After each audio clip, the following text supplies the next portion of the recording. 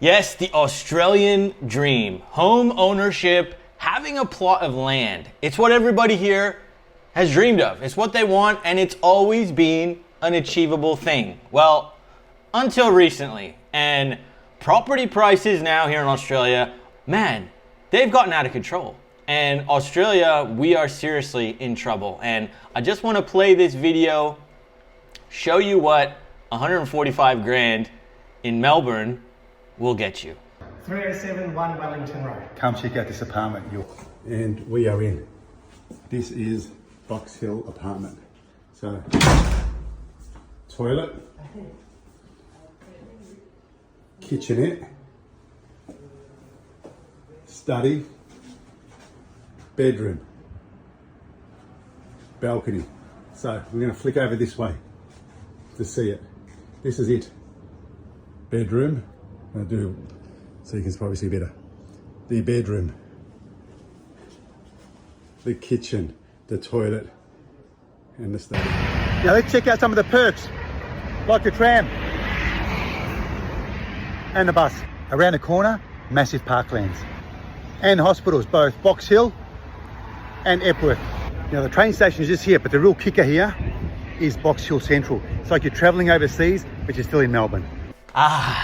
Look, 145,000 today in Australia, yeah, it's not gonna get you far, but again, that's a prison cell. That is legitimately a prison cell. That is what people in Hong Kong live in. That's Hong Kong living right there. I understand that, there's a place for units like this, and if it's on, a small scale, I can sort of understand it. It's a very minority of people that would want to live in that, but there are a few. But unfortunately, I read an article here, and this article, it came out literally August 25th in 2024. It's from the Financial Report, and it basically says developers turn to micro apartments to fix the housing crisis. And they're essentially going into old hotels, old apartment buildings, and renovating them into micro apartments. And these things are under 32 square meters. I've seen some of these things at 17 square meters. 17. One in Bondi recently sold for over $500,000. And it was 17 square meters. I mean, this is kind of getting ridiculous, isn't it? Australia is one of the biggest continents. This place is huge, man. I drove across it just recently. It took 3.5 days. We have no shortage of land here. God, this is Australia, man. What absolute clownery are we talking about here? So let's just go through this article a little bit more. They're looking for an extra 500 million to raise so they can do more of these, essentially. The developers mainly use older hotels or vacant office buildings. The average apartment size will be around 25 square meters, less than half the size of your typical service department equivalent. They tend to rent out between $395 to $440 a week. Dude, I couldn't imagine paying $440 a week to live in a shoebox like that. That's criminal. That's just criminal. I mean, councils should not really be approving these in my mind. Maybe the odd one, maybe have 1 or 2 buildings that are like this, but this is just a bad idea. Guys, this is the 15-minute city. This is the 15-minute city. They are seriously, they're going to start one by one, building by building, doing this. It's all written here. And essentially giving you no freedom of space. And you can't own anything realistically if you have an apartment that's 20 square meters. I live in a small 2-bedroom townhouse, and look, some people will probably say it's a large 2-bedroom because it is pretty large, but I couldn't even imagine having to downsize. Like, just for me, I've got 2 kids as well, but I couldn't imagine. I could not imagine, man.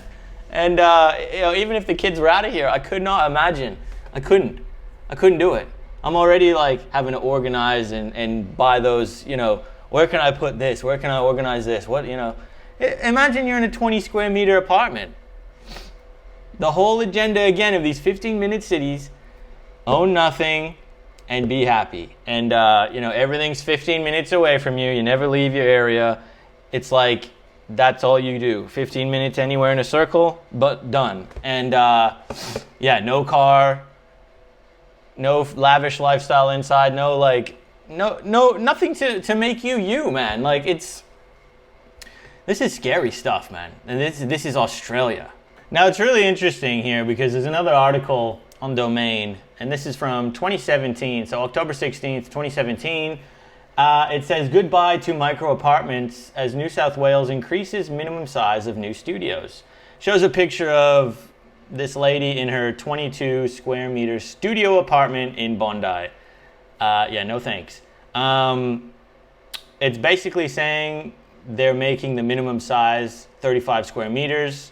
Well, other cities like New York and Tokyo are loosening their restrictions to deal with the housing pressure. But when we go back to the story we were just reading, and this is the newest. This is 2024. It is saying the apartments are being made, and I think this comes down to the new building. So if they're making a new building, I think they still have to have them at a reasonable size. I think it's the 35 square meters or whatever it is.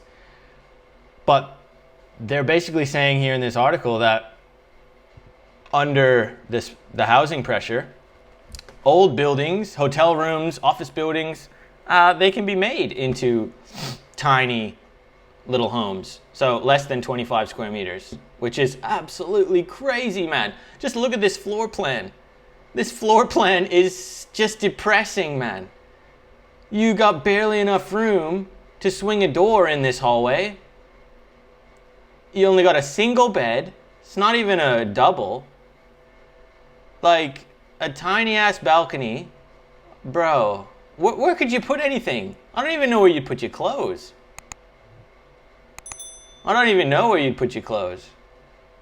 Yeah, I just think this is a bad idea. Even you look at Melbourne, like the prices over the last 10 years have gone up again, almost 100%. Sydney, 97% over the last 10 years. It's absolutely out of control. Like the average home now in Sydney, and this is 2024, so even now it's probably higher. It's nearly $2 million.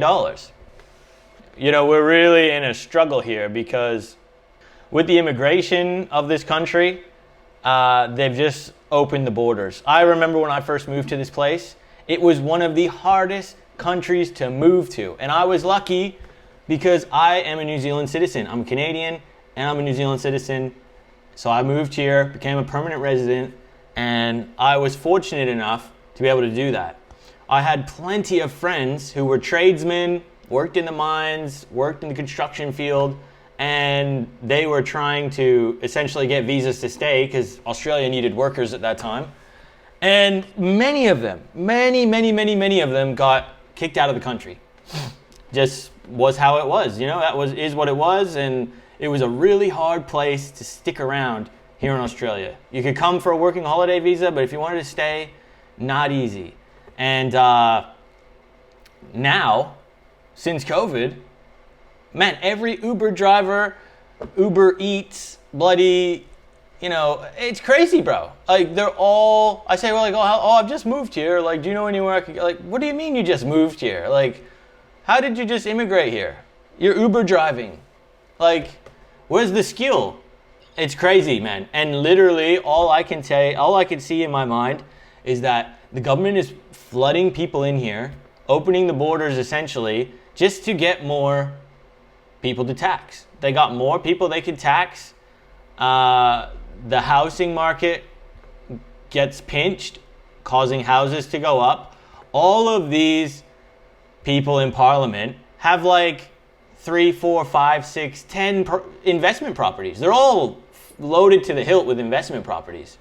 And they do not want the market to crash. And I can understand, we don't want the housing market to crash. But the problem is, when you have a housing market rising at such a rapid rate, where 100% growth in 10 years is too much, I think, especially when the price was already high.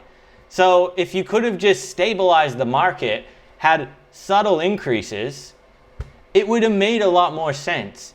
The inflation is out of control in this country.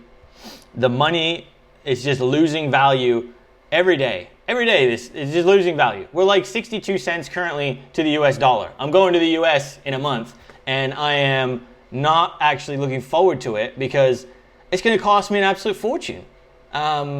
It's really sad. And this country, again, with all the minerals, all the resources, this should be the UAE of Oceania. Like, this place has so much of what the world needs, and yet we are getting shafted and starting to turn into a third world 15-minute city. Sometimes I worry. Like, I worry about my kids' future. They're not going to be able to have Holdens and Fords. They're not going to be able to drive cool V8s. Like, they're not going to be able to buy their own home. Like, I'm panicking, and I'm in a position now where I'm thinking I seriously have to buy some type of an investment property just so that when I die, at least my kids will have somewhere to live. Because if I don't leave them anything, they're going to be stuffed, man. I love Australia. I've always considered this place home since coming here. And it was a paradise when I moved here. 2012, I arrived, and this place was beautiful. Every city was safe. You know, everything was beautiful. Weather, ocean, people. It was a real Australia back then. It's a different world here now. It's a different place. And look, I left Canada thinking it wasn't for me because I didn't like where it was heading. And Australia, when I moved here, I sort of always said, you know, it's like 10 years behind, which was good because it felt like when I grew up in Canada. And now the 10 years have come back, and now we're back at this miserable point. And I don't know what to do. I don't know what we're going to do to save this place, man.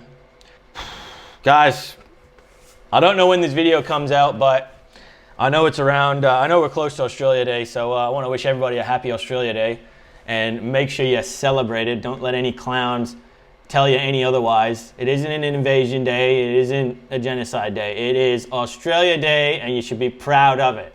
So I'm proud. I'll be celebrating, and I hope you guys are as well. So look, we got a lot of work to do in this country. We need to do something. And again, we got to vote. We got to vote. We got to vote.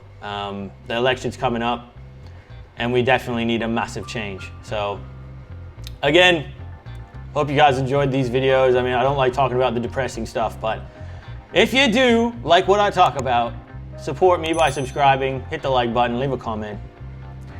We'll see you on the next one.